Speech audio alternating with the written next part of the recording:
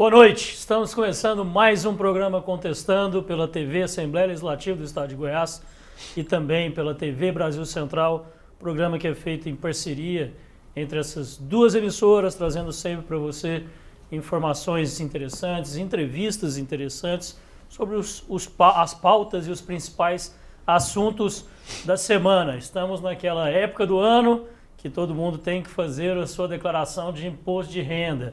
E é natural surgirem muitas dúvidas, por isso estamos aqui com um convidado muito especial que já esteve no Contestando outras vezes e que é muito conhecido em Goiânia justamente pelo tempo e pela competência que tem no desempenho das suas funções à frente da Receita Federal aqui no estado de Goiás, que é o Jorge Francisco Martins, ou Jorge Martins, como é mais conhecido.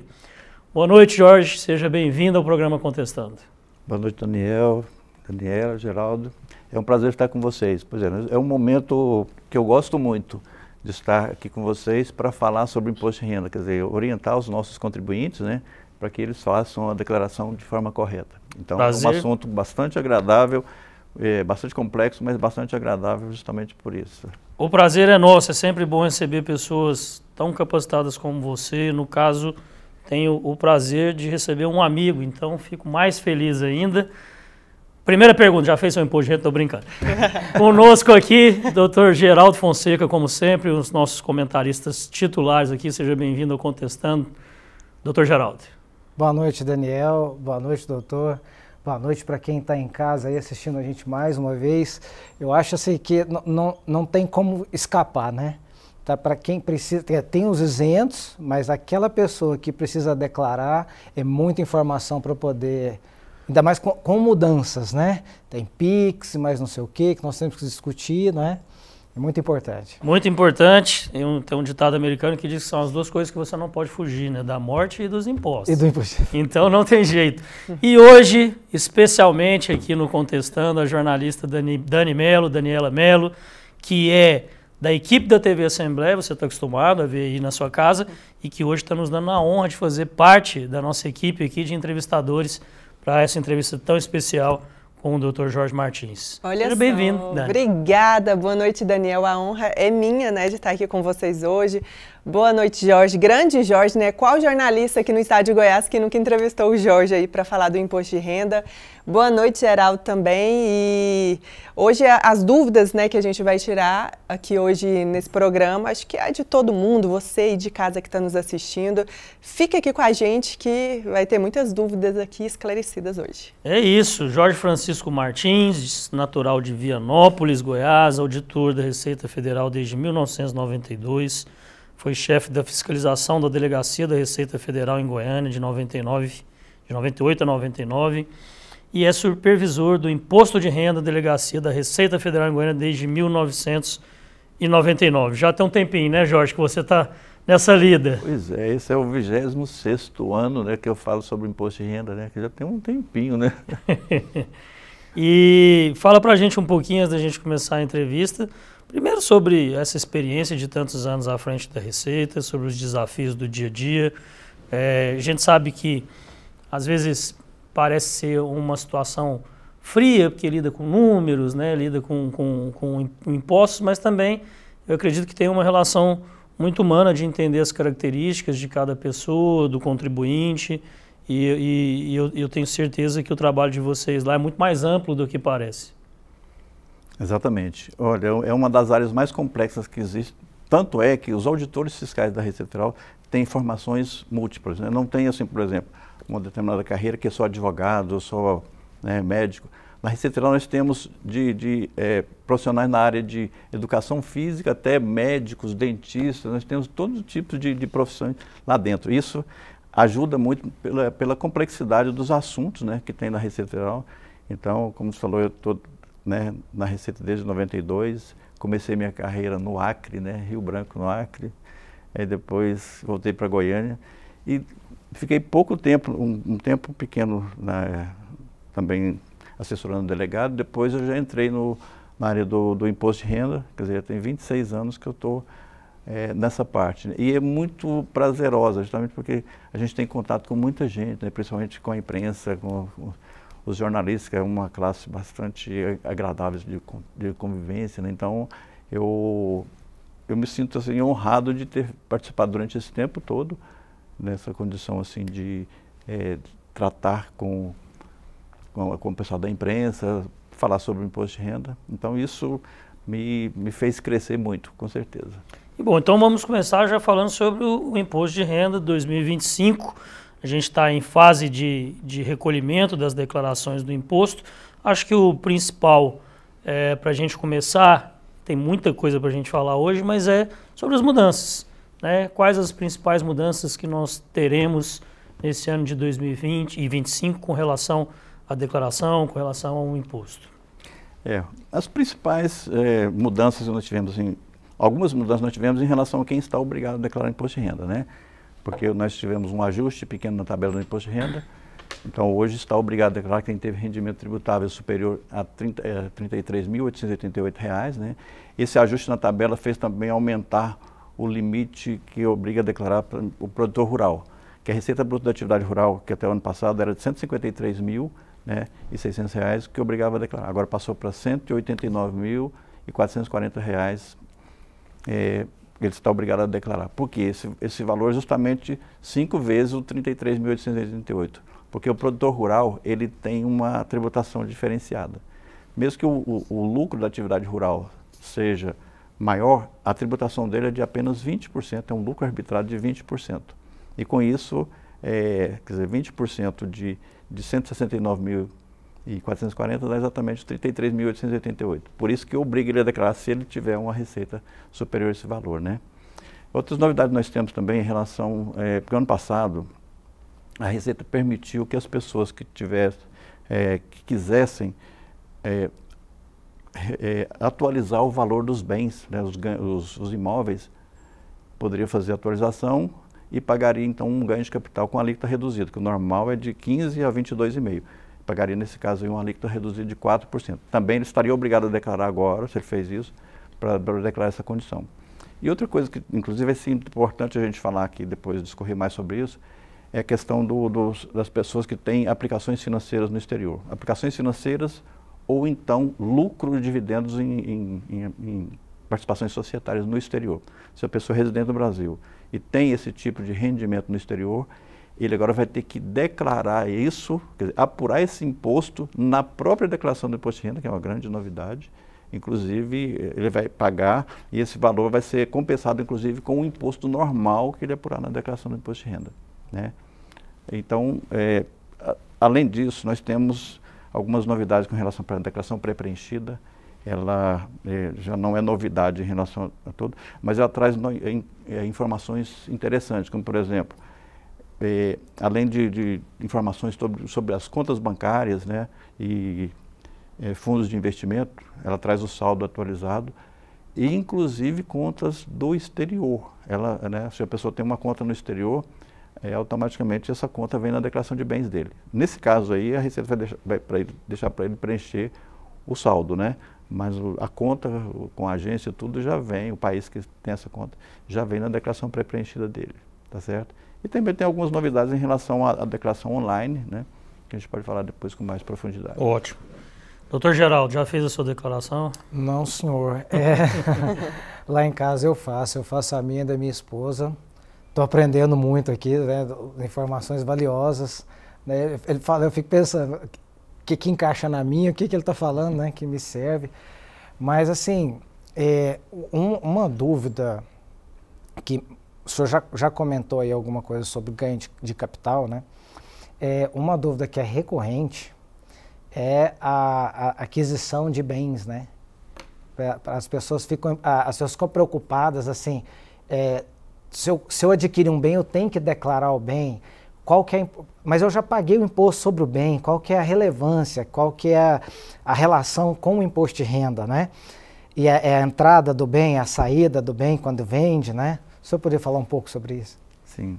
Bom, como o trabalho, o rendimento do trabalho, do salário, todo mundo é tributado, né? O rendimento do capital também ele é tributado. Então, se a pessoa tem qualquer bem e vende ele com lucro, esse lucro vai ser tributado pela Receita Federal, né? é o chamado ganho de capital. Então, quando você adquire um bem, você declara ele pelo valor de custo e esse valor permanece. As pessoas, às vezes, têm uma tendência a atualizar o valor dos bens na declaração. Não, o valor do bem, ele é declarado pelo valor de custo. Quando ele vender esse bem, aí ele vai pegar, então, e apurar o ganho de capital, tem um programa especial para calcular o ganho de capital, né? Que ele vai utilizar, então, o custo, quer dizer, o valor da venda menos o custo, é o lucro nominal. Esse lucro nominal ele vai ser reduzido aí pela inflação, pela correção monetária, porque o programa já traz embutido um fator de redução 1 e 2, que é justamente expurgando a correção monetária desse período, né, em cima do lucro, para que a pessoa não pague imposto sobre o lucro inflacionário, vai pagar só sobre o lucro imobiliário. E aí quando ele vender então esse bem que apurou o ganho de capital, aquele lucro que o programa calcular para ele vai ser um lucro efetivo, um lucro imobiliário que ele vai pagar alíquotas do imposto de renda de 15% a 22,5%, dependendo do valor do lucro que ele teve, né? Porque se o lucro foi maior do que 5 milhões, até 5 milhões, 15%. De 5 milhões, de 5 a 10 milhões, 17,5%, né? E acima de 30 milhões, 22,5% de imposto de renda sobre o ganho de capital, né? Tem algumas isenções, como por exemplo, se você vende um único imóvel, se o valor for até R$440 mil, aquele lucro é isento do imposto de renda. Se você vende qualquer bem em valor até R$35 mil, aí pode ser um ou mais bens dentro do mês. Se você vendeu, por exemplo, uma bicicleta e uma moto e o valor total foi R$30 mil no mês. Então, aquele lucro, se tiver, vai ser isento do imposto de renda, porque é bem de pequeno valor, né? E também nós temos uma isenção para imóveis residenciais. Se a pessoa vender um imóvel residencial e comprar outros imóveis residenciais em até 180 dias, ela pode optar pela isenção do imposto calculado sobre o bem que ela vendeu. Então, assim, se ele vendeu um apartamento dia 1º de janeiro por R$1 milhão e comprou 2 casas por R$800 mil em até 180 dias, ele vai para o ganho de capital, pega no custo aí, vamos supor que ele tem aí R$100 mil de imposto a pagar. Mas como ele utilizou 80% do valor da venda na compra de outros bens, outros imóveis residenciais, então ele vai ter 80% de isenção. Então, em vez de pagar 100 mil, ele vai pagar 20 mil de imposto só. Lembrando que ele pode optar por essa isenção uma vez a cada 5 anos, tá certo? Então, seria mais ou menos isso. E assim, nós estamos falando então de bens imóveis, porque quando o senhor começou a falar, você valorizou, eu pensei, bom, então carro já era. Carro a gente põe na declaração, mas quando vai vender ele está valendo menos. Pois é, o que aconteceu foi até inédito, né? Aconteceu na época da pandemia para cá, né? Porque nos primeiros 20 anos aí da minha vida, assim, que eu nunca vendi um carro acima lucro, do que né? comprou. De repente, nós tivemos um período que o carro valorizou. Né? Muita gente pagou ganho de capital de venda de veículos nos últimos anos. Teve que fazer. Sim. Agora, outro detalhe, para finalizar esse ponto, não se faz dentro da declaração de imposto de renda, né? A apuração do ganho de capital é um programinha especial chamado GCAP, né? E ele é do ano, por exemplo, se você vendeu o bem em 2024, no mês de julho você vendeu um bem, você recebeu.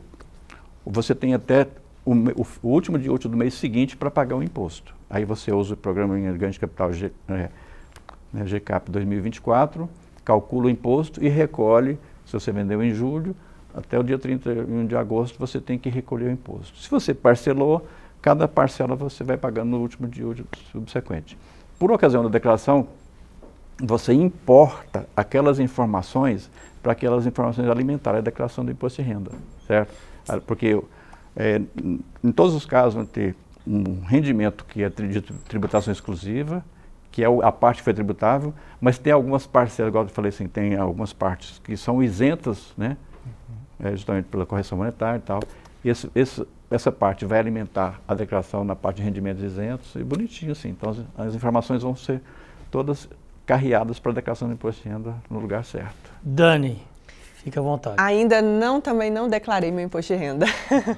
Mas a minha dúvida, né, a princípio, seria como que funciona a prestação a declaração para os prestadores de serviços, né? A pessoa ali no CNPJ, que às vezes declara normalmente, mas tem uma empresa. Tem alguma diferença ou alguma novidade para esse ano de 2025? Na verdade é o seguinte, eu tenho as pessoas que utilizam, por exemplo, o Simples, então o MEI, né? Essas pessoas que utilizam o MEI, por exemplo, é na pessoa jurídica. Então ela tem que fazer a declaração do MEI também, né? É uma informação bem simples ali, porque as informações do MEI são bem simplificadas. A pessoa vai prestar a informação do MEI de forma apartada da declaração de imposto de renda. Aí a pessoa fala, mas todo mundo que faz o MEI tem que fazer a declaração da pessoa física também? Depende, né? Por quê? Porque quando você faz a declaração do MEI, vamos supor que teve um rendimento aí em torno de R$80 mil. Até 81 você pode ser MEI, depois disso você não pode mais, né? No ano. Então teve um rendimento de R$80 mil. Se você, vamos supor que o lucro presumido aí seria de prestação de serviço 32%, não é isso? 32% de 80 vai dar o que? Uns 25, né? 20 e poucos mil reais, né? Bom, como esse valor é do lucro, esse valor é o lucro. Mas vamos supor que esse é o lucro presumido, né? Esse seria rendimento isento, esse valor. Só que se você, vamos supor que na prática você não teve muito gasto e você, então ainda sobrou dinheiro, você pegou esses 80 mil e comprou um carro por 50 mil, né? Nesse caso, como você teve uma variação patrimonial, né, na sua pessoa física, você vai ter que declarar imposto de renda justamente para comprovar essa questão aí. Por quê? Porque o rendimento, se você utilizou 50 mil reais, vamos pegar 60, porque 50 ficou um pouco abaixo, 60 mil reais. 25 mil mais ou menos é rendimento isento, mas os outros 35 mil já são rendimentos tributáveis e eles ultrapassaram aquele limite que obriga a declarar, entendeu? Aí você estaria obrigado a declarar. Aí você vai lançar 25 mil como rendimento isento e 35 mil como rendimento tributável, porque vai dar uma tributação muito pequenininha na pessoa física, mas vai ter que declarar. Mas tem que declarar. Tem, quando você utiliza os seus recursos para aquisição de alguma coisa.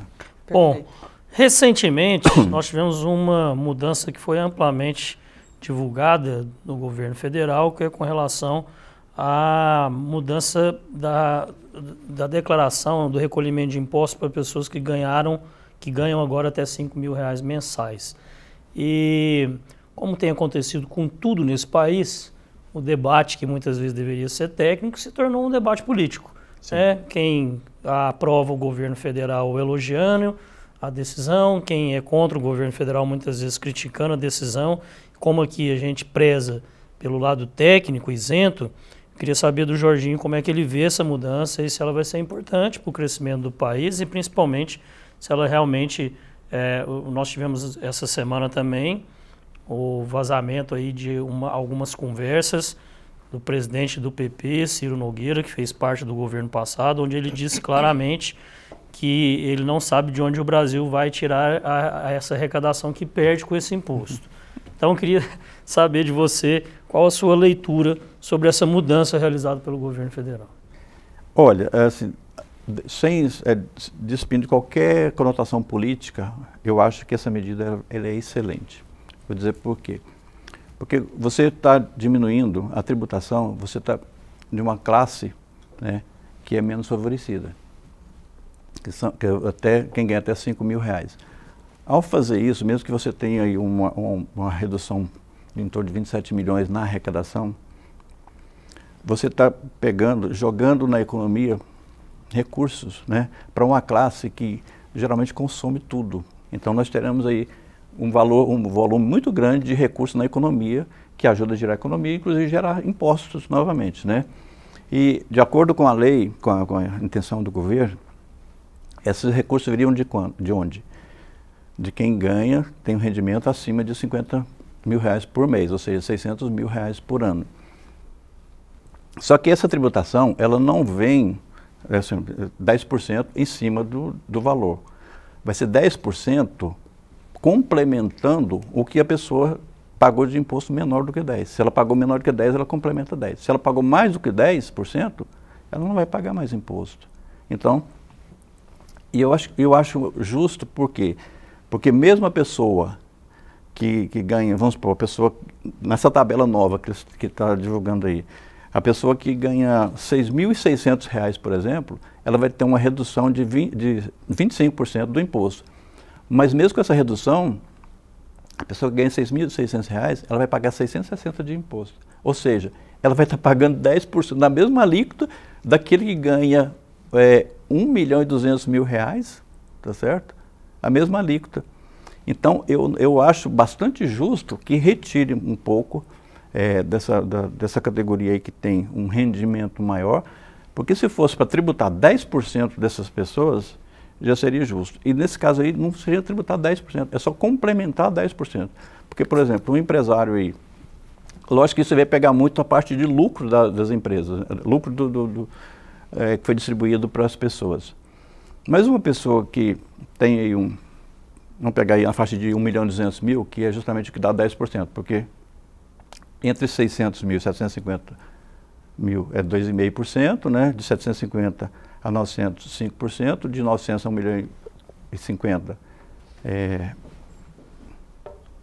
2,5%, 5, 7,5%, né? E só acima de 1.200.000 que seria 10%. Então vamos supor que ele teve um prolabore, então uma pessoa que tem aí uma retirada aí, acima de 1.200.000, uma renda total. Ele já vai ter um prolabore aí, pelo menos 1/3 disso. Se ele tem um prolabore disso aí, ele já vai pagar quase o mesmo valor do imposto. Vamos pegar nesse caso aí, 1.200.000, daria 120.000, que é o mínimo que ele ia ter que recolher.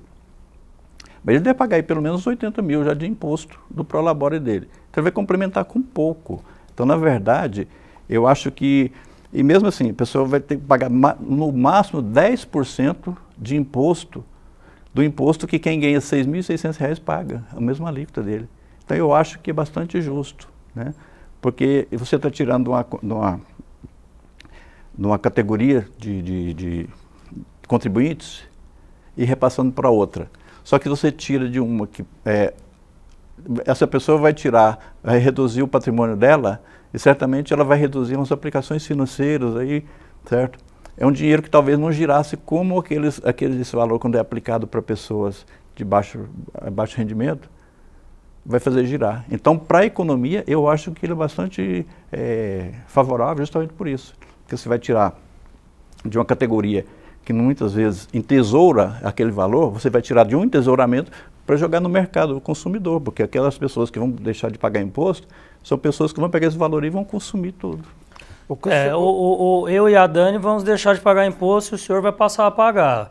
Então, queria saber como que o senhor vê.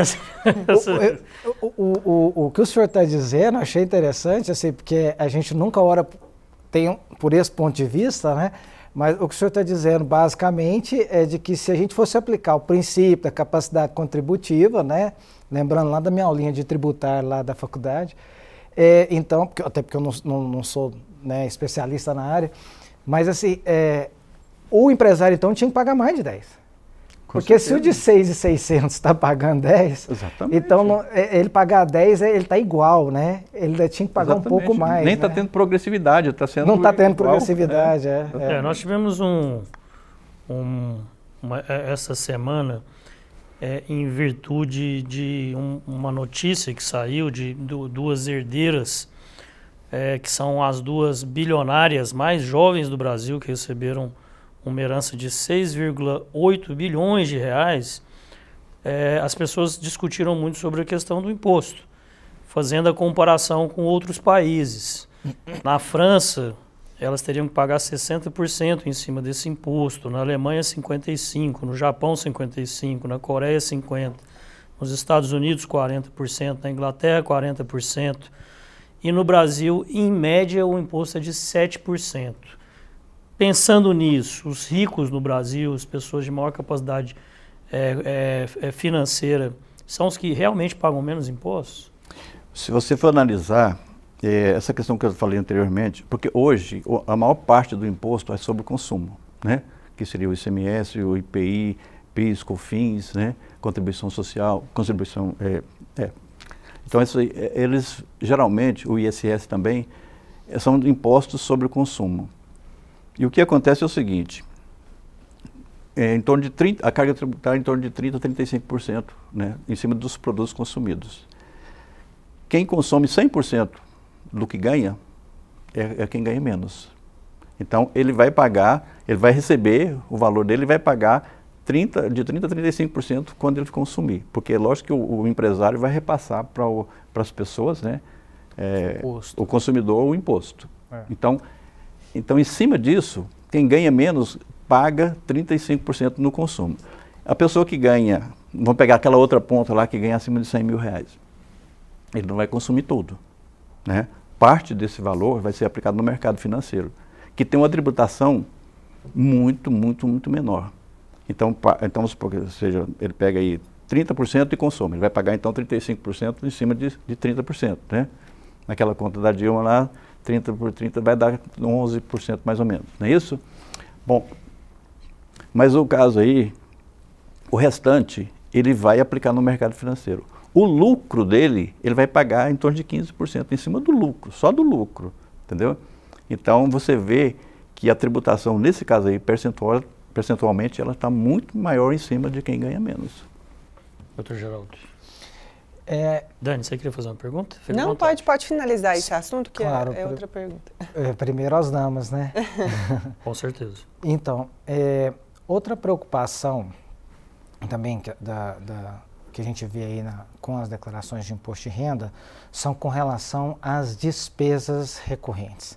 O que pode, o que não pode. Tem gente que fala, eu sou advogado, então se eu comprar livro eu posso pôr despesa de livro. Se eu faço um mestrado, eu posso pôr despesa do mestrado, né?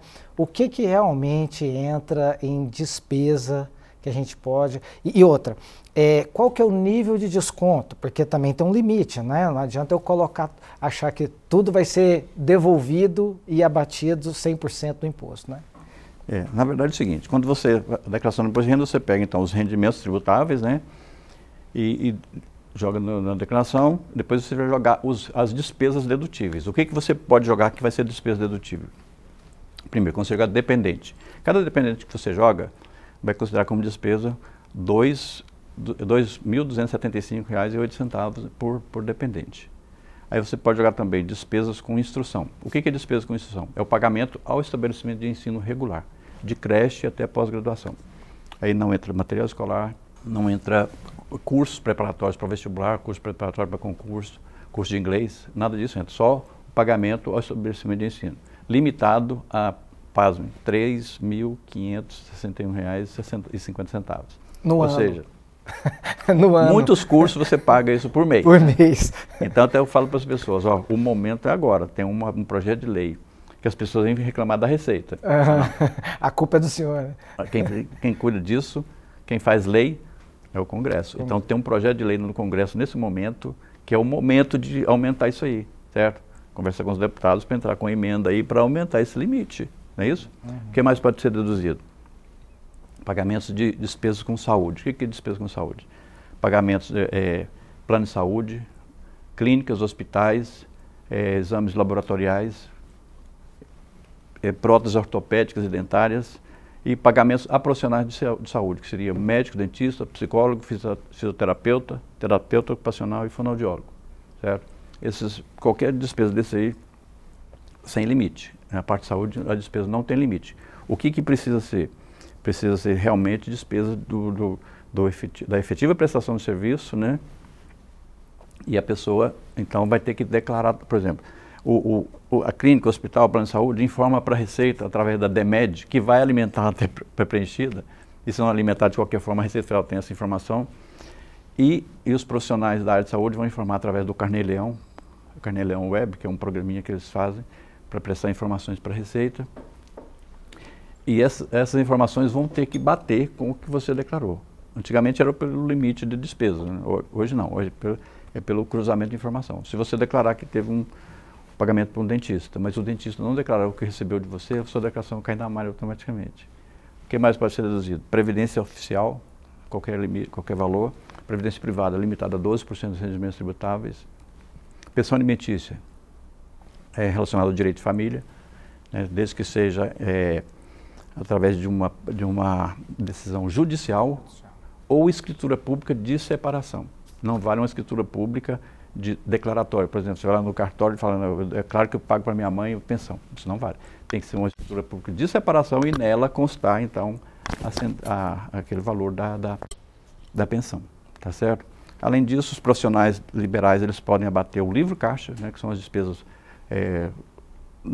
aplicadas na utilização, no recebimento dos recursos. Então, essas seriam as despesas dedutíveis que ele pode fazer. Então, pega os rendimentos tributáveis, menos as despesas dedutíveis, vai achar uma base de cálculo, o programa vai pegar a tabela progressiva ali interna e já calcula o imposto devido. Esse imposto devido é a mordida do leão. Tá, mas então é possível que o advogado, as despesas do escritório no livro caixa sejam abatidas. Exatamente. Então, o profissional liberal, aquelas despesas ligadas, né, à atividade dele, por exemplo, se ele compra ali um livro ligado na área da advocacia, né, as despesas de água, luz, o secretário, tudo isso aí, ele pode jogar como despesa de livro caixa. É isso aí. Dito isto, né, Jorge, a pessoa ali preencheu tudinho e por algum motivo ou outro, às vezes a pessoa preenche errado, caiu na malha fina, né? Como diz aí, o leão pegou. Como evitar cair na malha fina e caso a pessoa aconteça isso, qual que é o procedimento que essa pessoa deve ter? Bom, então é o seguinte, o que a pessoa tem que fazer? Declarar todos os rendimentos tributáveis que a pessoa teve. Não é só o rendimento do trabalho que é o principal rendimento. Às vezes a pessoa tem um bico ali, tem um outro trabalhinho pequenininho, esse não precisa declarar. Precisa, porque essa informação vai para a Receita, né? A fonte pagadora vai repassar para a Receita. E aí é questão de R$10 que você declarar e alguém que você declarar menos, cai na malha, né? Tem que declarar todos os rendimentos, de aluguéis, né? Se você tem algum dependente e esse dependente tem rendimentos, você tem que incluir o rendimento dele, tá? Eu até costumo brincar. Cada pessoa, em relação ao imposto de renda, tem uma sacolinha. Essa sacolinha leva rendimentos, despesas e bens, certo? Então, aonde ele vai, então, vai levar a sacolinha. Se ele fizer a declaração em separado, ele declara isso. Se ele entrar como dependente na sua declaração, ele vai levar isso. Ou seja, você pode utilizar as despesas dele, certo? Mas se ele tiver rendimento, você vai ter que incluir o rendimento também, certo? Na declaração. E aí você tem que verificar qual que é mais vantajoso. Se o rendimento dele for maior do que as despesas que ele vai levar para a sua declaração, melhor você deixar ele fazer a declaração dele separado, porque senão você vai estar aumentando o seu imposto, não é isso? E lembrando que as despesas, elas não são dedutíveis para quem paga necessariamente. O dono da despesa é o dono do serviço prestado, ou colocado à disposição, certo? Então, se você leva o seu filho no dentista, você paga o dentista. Mas na hora de declarar, é o seu marido que vai declarar ele como dependente, ele vai levar na sacolinha lá para a declaração do marido. Então, o marido pode declarar a despesa do dentista, embora você que pagou, entendeu? É a mesma coisa do plano de saúde. O marido paga o plano de saúde para a família toda. Depois, a esposa que declara os filhos como dependentes. Então, é a esposa que pode declarar o plano de saúde do filho, não o marido que pagou, entendeu? Porque como faz parte do núcleo familiar, é rendimento comum do casal, né? Então, é bem comum do casal. Então, mas declara somente, o dono da despesa é quem teve o serviço colocado à disposição. Você está falando da malha fina. Como é que a pessoa então tem que declarar corretamente? Declarar só as despesas que realmente ele possa comprovar, né? Se ele tiver alguma despesa aí, ele declarar. Mas, por exemplo, o médico não prestou, não deu recibo para ele. E certamente o médico não vai declarar, porque isso é muito comum. Aí, mas eu aceitei, porque ele me deu um desconto, então... Mas aí, se você tiver como provar, através do PIX que você pagou, conjugado com uma receita daquela época, você pode declarar aquilo, tá certo? Isso não quer dizer que você não vai cair na malha, mas você pode depois recair na malha, você pode comprovar. Porque certamente, como não teve informação do médico, você vai cair na malha. Então, por exemplo, se a fonte pagadora informou um rendimento, um imposto também diferente, são os casos de malha, né? Então, o que você tem que fazer, basicamente, declarar somente as despesas que você puder comprovar e declarar todos os rendimentos tributáveis, né, que você teve. Se caiu na malha, se você verificar, você pode verificar através do seu celular, né, através do aplicativo Receita Federal, tem como verificar que você está na malha.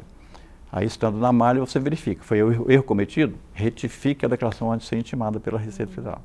Se for o caso de apresentar os documentos, aí você vai ter que esperar só no ano seguinte que você vai apresentar os documentos, tá certo? Jorge, recentemente você ficou com a orelha quente, porque eu acho que a Receita Federal nunca foi alvo de tanta discussão como foi em virtude das medidas anunciadas pelo governo, que ficaram conhecidas como as medidas de fiscalização do PIX, que todo brasileiro que realizasse, recebesse na sua conta mais de R$5.000 através do PIX, movimentasse mais de R$5.000 através do PIX, seria monitorado pela Receita. E aí, nesse caso, depois também foi divulgado que através do TED, né, através do DOC, também haveria essa fiscalização. Depois o governo acabou tirando essa portaria, recuando. Mas, em defesa do governo, o governo alega que essa fiscalização era no valor de R$2.000 e que ela estava sendo, na verdade, era aumentada. Ninguém melhor para responder para a gente quem está com a razão e se realmente a Receita vai ficar de olho no PIX, na movimentação via PIX dos brasileiros. Infelizmente, o grande problema que nós temos hoje um dos problemas que nós temos chama rede social, né? Hoje esse é um problema sério porque as informações elas correm feito um rastilho de prova. E nem sempre as informações são verdadeiras, né? E é isso que o governo falou mesmo. O que acontece é o seguinte, já existe uma lei desde 20 anos atrás que obriga a pessoa, através da lei financeira, são repassadas informações para a Receita de pessoa física acima de R$2.000 e de pessoas jurídicas acima de R$15.000. Já eram repassadas essas informações. O que o governo pretendeu nessa medida? Na verdade, foi incluir aquelas instituições financeiras que hoje existem aí, quer dizer, são pseudo-instituições financeiras, né? São chamadas fintechs. Fintechs. Então, essas aí, elas estavam fora dessa obrigatoriedade de declarar para a Receita Federal. E tinha muita gente esperta utilizando essas fintechs justamente para fugir dessa fiscalização que o governo tem. E aí, como estava fazendo uma norma para regulamentar isso aí, e como o PIX é uma coisa nova também, aí colocou essa questão, por uma bobeira lá, colocou essa questão do PIX, porque o PIX já estava, porque se uma TED já estava, o PIX ele é similar à TED. Então um banco convencional que tinha que prestar informação para a Receita de uma TED, ele tem que informar também do PIX. Então, na verdade, o PIX foi colocado ali quase que como um jabuti, sem necessidade, porque já estava isso aí.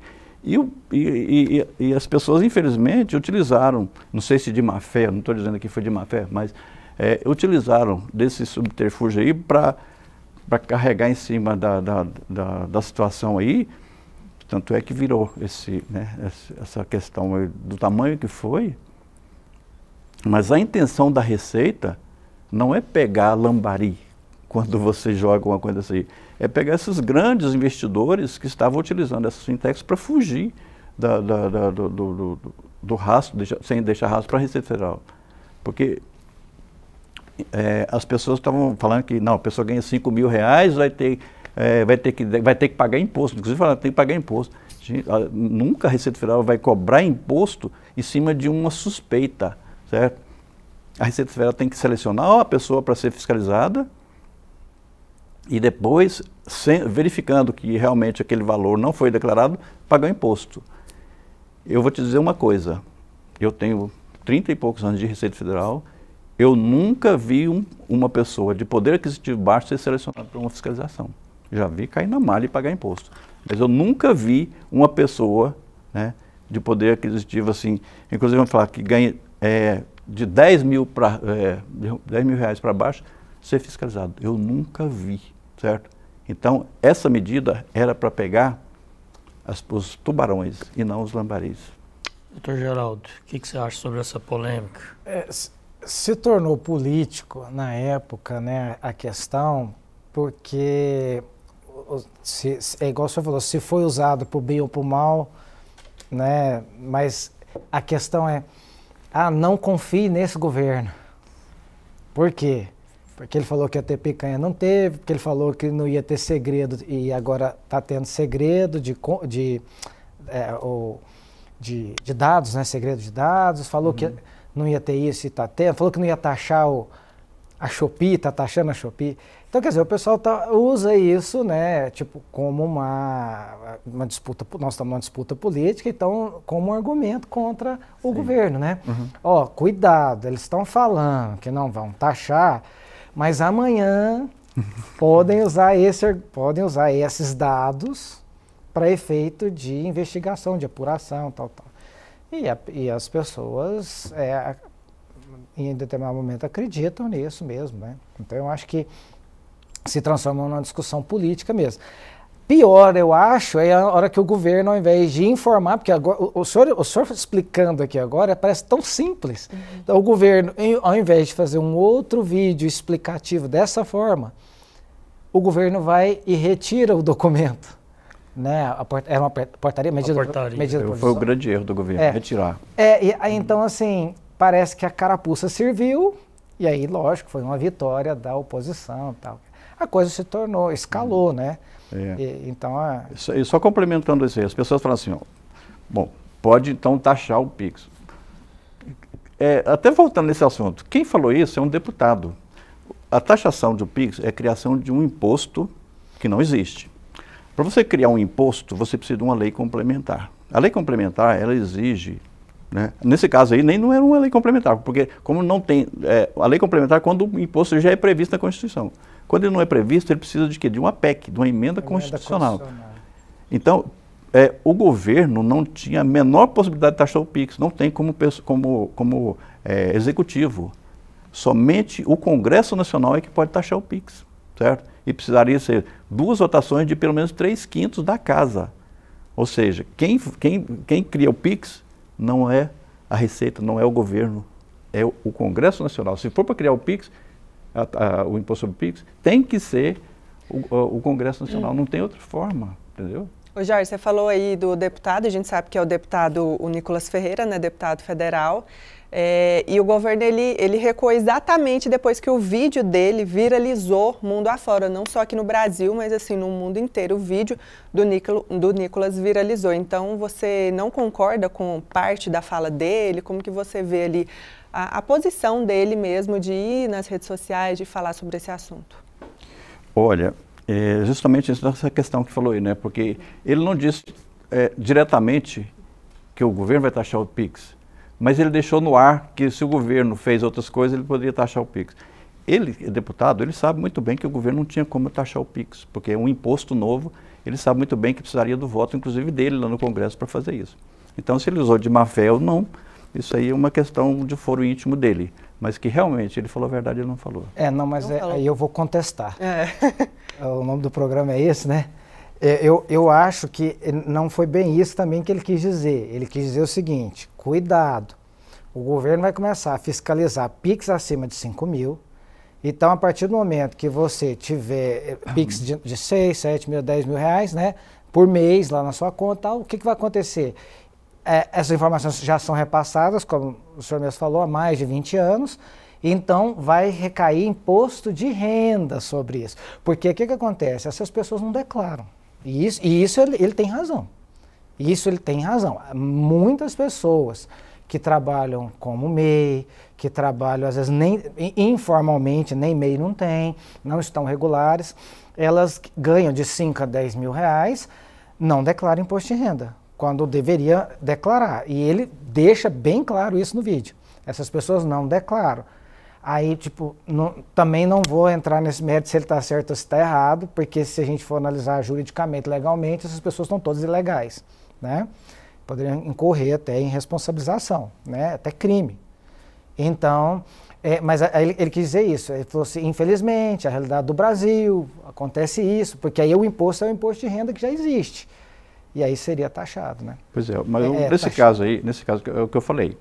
Para ser tributado, você não basta você pegar uma suspeita de que aquele rendimento é um rendimento não declarado e tributar dessa forma.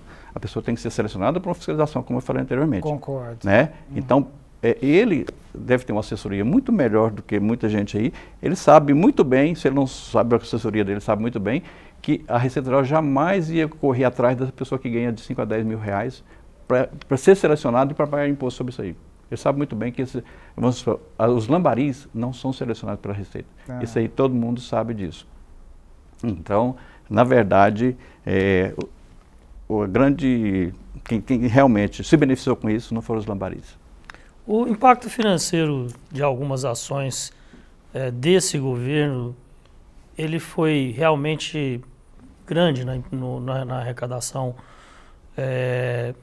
do imposto de renda. E aí eu vou citar aqui algumas coisas. Nós tivemos essa recente isenção aí no valor até R$5.000, mas ao mesmo tempo nós temos outras iniciativas do governo que não estão diretamente ligadas à Receita Federal, mas que aumentaram a arrecadação do governo como um todo. E aqui eu posso citar o imposto que ficou conhecido como imposto da blusinha, que foi a taxação de compras nesses sites internacionais acima, se eu não me engano, de R$50 ou algo assim.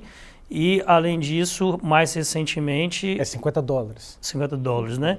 E, mais recentemente, a regularização das casas de aposta, que agora, quando se faz uma aposta, já me parece que ali já na hora de receber, você já tem um desconto do imposto, né?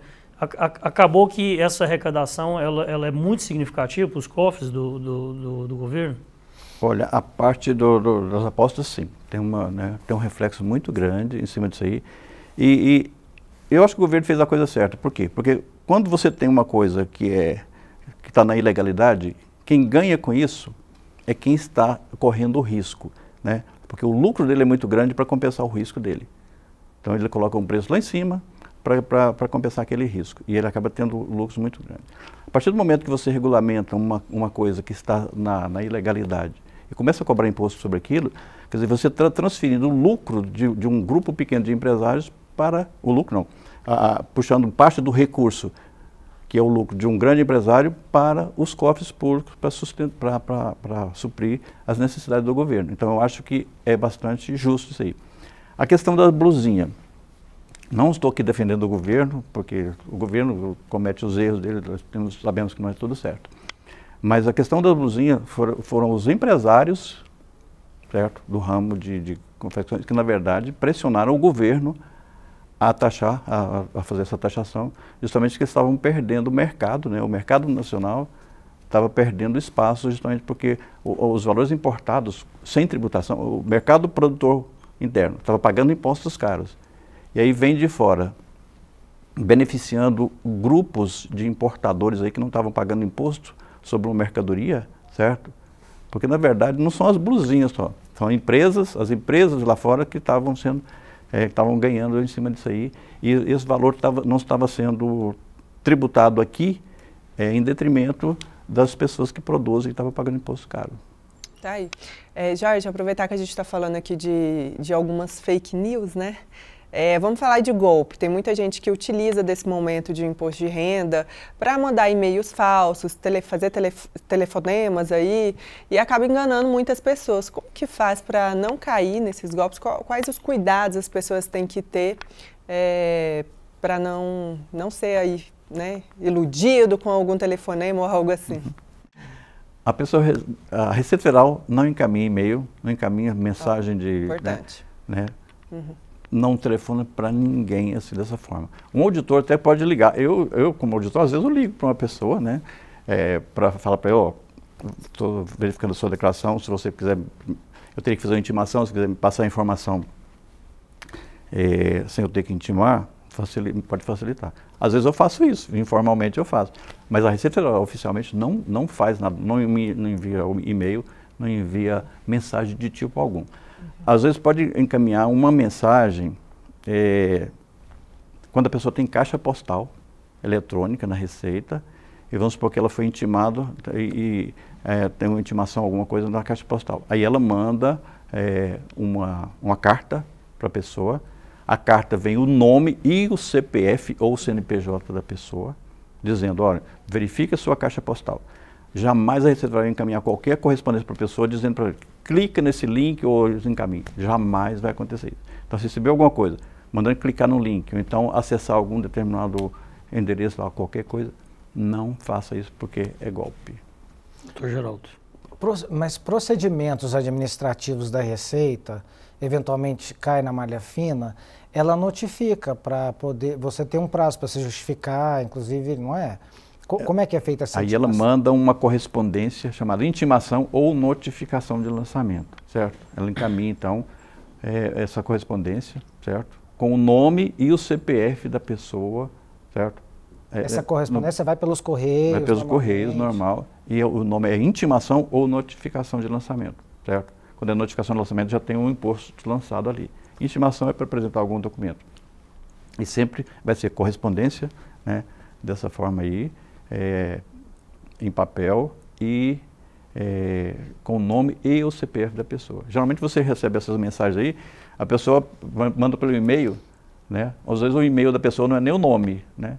Mas ele coloca lá como o nome da pessoa, coloca aquele e-mail.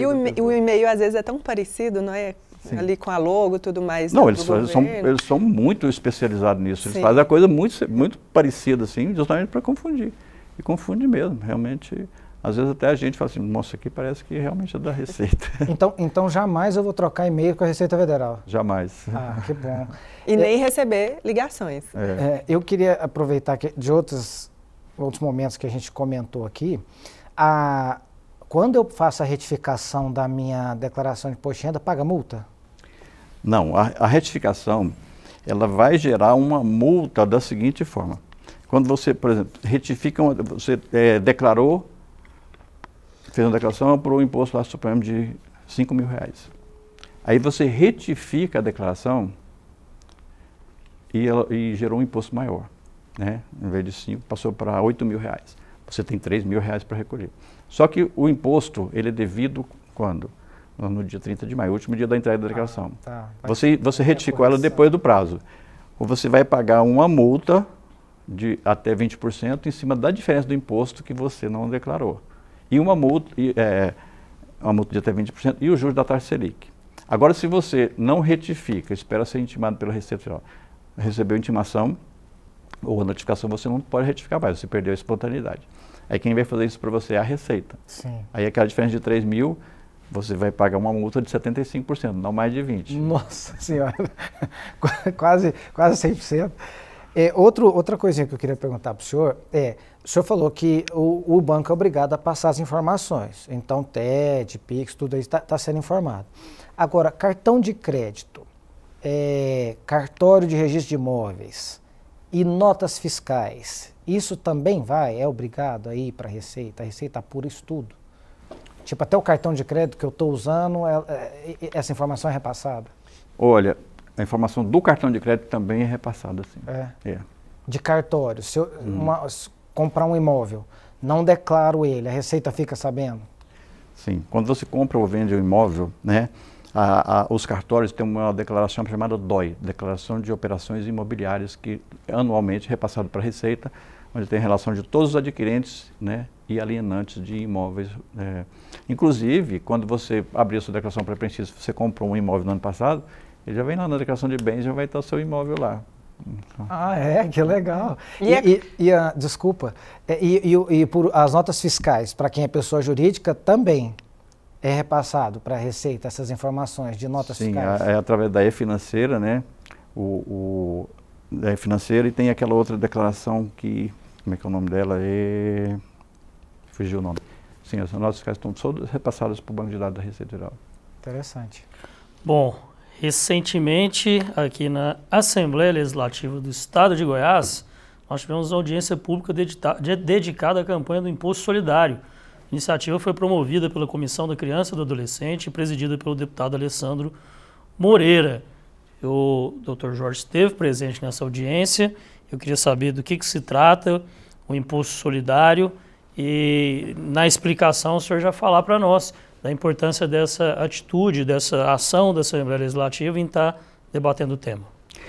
Olha, realmente foi uma iniciativa bastante louvável, né? Eu tinha participado de uma anterior também com o deputado Quirino, e é muito interessante essa questão, porque a gente tem que conscientizar as pessoas da necessidade, né?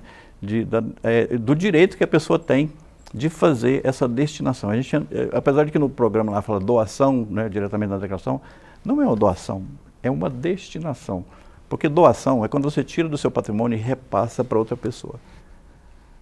Isso que a pessoa faz, essas destinações aí para criança, adolescente e idoso, você está apenas usando um direito seu, não é nem dever, de pegar parte do seu imposto e repassar para entidades da sua cidade, onde você pode acompanhar de perto se aquele recurso está bem aplicado. Quando você termina de fazer a declaração de imposto de renda, você apura o imposto devido. Então você colocou as despesas dedutíveis. Pega um exemplo aqui. A pessoa pegou as despesas dedutíveis lá, R$100 mil, aliás, o rendimento de R$100 mil mais ou menos, uma despesa dedutível de 25, a base de cálculo dele é 75. Essa base de cálculo 75 e pouco vai dar exatamente R$10 mil de imposto devido. Bom, essa pessoa que teve R$10 mil de imposto devido, vamos supor que teve R$13 mil de retenção no ano passado. Ele teria direito a uma restituição de R$3 mil. Então esses 10 mil não pertencem a ele mais, certo? Tanto é que ele antecipou 13 mil, vai receber só 3 de volta. Esses 10 mil, quando ele apurou o imposto devido de 10 mil, esse, parafraseando aquela atriz, esse não te pertence mais, esse já é do leão, da União, né? No entanto, a lei te dá o direito, te dá a prerrogativa de desviar pelo menos 6% desse valor, certo? Que seria 3% para criança e adolescente e 3% do idoso. Então, o que você faz? Terminou de preencher a declaração, 10 mil, minha restituição 3 mil. Tem uma ficha lá chamada doação diretamente da declaração. Eu clico nessa ficha, lá aparece então doação para criança e adolescente, eu clico lá em cima, e vai aparecer então para mim, para escolher o fundo, se é municipal, estadual ou federal, eu escolho o fundo municipal, tem unidade da federação, eu coloco Goiás. Aí, ao colocar Goiás, vai aparecer para mim todas as entidades, todos os fundos de todos os municípios do estado de Goiás que estão cadastrados no Ministério da Cidadania, foram cadastrados até o final do ano passado. Então, estão em todos os CNPJs ali. Eu posso escolher o que eu quiser. Aí vai aparecer para mim o valor que eu posso doar. 3% de 10 mil vai dar R$300. Então, eu posso destinar até R$300 desse valor para o fundo que eu quiser. Eu marco, então, o fundo. Quando eu clico ali e coloco R$300, automaticamente a minha restituição, que era 3 mil, passou para 3.300. Eu faço a mesma coisa com o do idoso, automaticamente a minha restituição passou para 3.600. Ou seja, os R$600 que eu faço, que eu vou destinar, vão ser acrescidos na minha restituição. Tem um porém aí que é o seguinte, mesmo você tendo direito à restituição, você tem que recolher esse valor, né, através de DARFs, até dia 30 de maio. Você tem que recolher. Bom, mas o que você faz? Então você vai ter que tirar o dinheiro da poupança, e recolhe, então, esses R$600 para os costos por dia 30 de maio. No mês de outubro, você recebe a sua restituição. Aqueles R$3.600 vêm atualizados pela taxa Selic.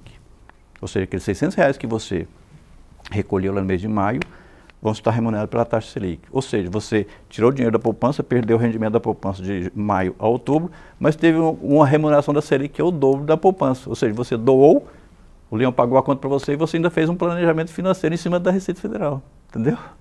É desse jeito. Então você não perde, você está sempre ganhando. Que bom, nós tivemos, a TV Assembleia Legislativa esteve presente nessa audiência pública. Quem estava lá e vai falar sobre essa iniciativa com a gente é a repórter Tiara Castilho.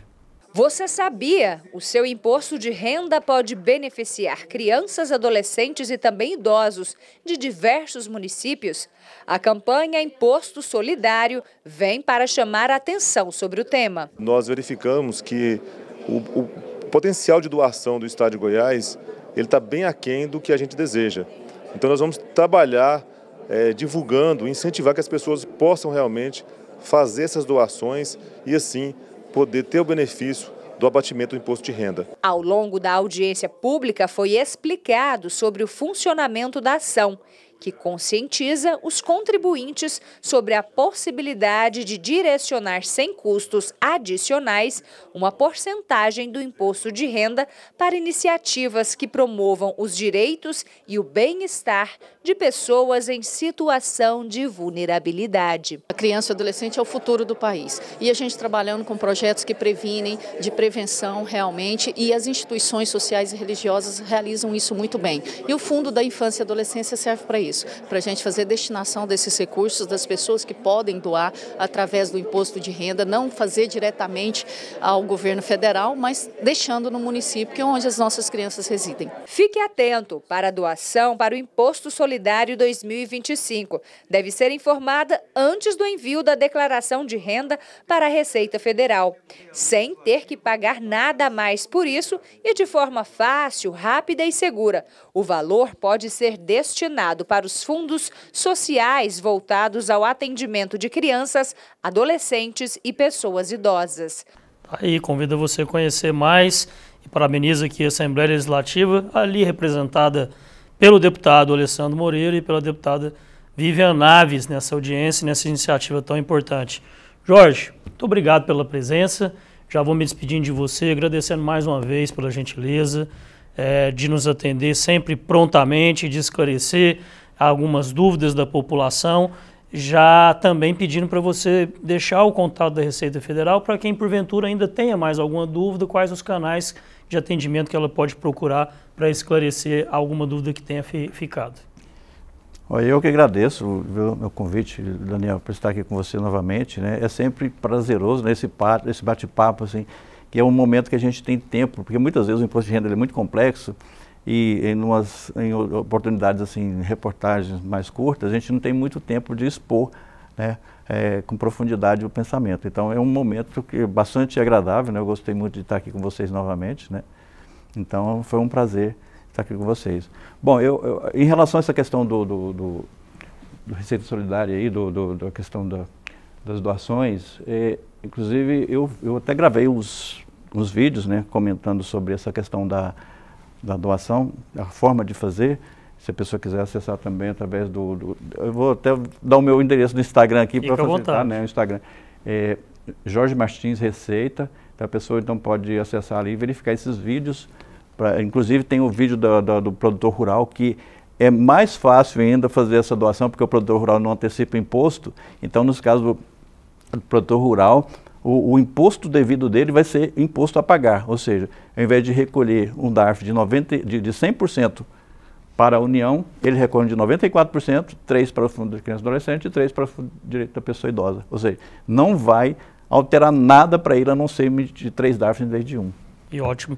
Dani, muito obrigado pela visita, pela presença aqui no Contestando. Espero contar sempre com a sua ajuda. É isso aí, muito obrigada, né? Eu que agradeço. E obrigada também aí por esclarecer nessas dúvidas que é de todas. E Geraldo, obrigada, foi um prazer. Doutor Geraldo, um abraço, a gente se vê no próximo Contestando. Outro, Daniel, foi muito bom, um programa muito valioso. Agradecer a Daniela, é sempre bom ter profissionais aqui da área, né? A gente que não é jornalista sempre aprende muito. Com certeza. Obrigado, doutor Jorge, mais uma vez, por estar aqui conosco no Contestando. E eu agradeço você também pela presença aqui no programa Contestando, convidando, obviamente, a voltar sexta-feira que vem, para a gente poder, em mais uma entrevista, continuar aqui o debate e sempre com personalidades muito importantes aqui do nosso estado, da nossa nação. A gente está aqui para fazer um programa para você e você é o motivo. Então, muito obrigado, fiquem todos com Deus. Até a próxima sexta, um abraço.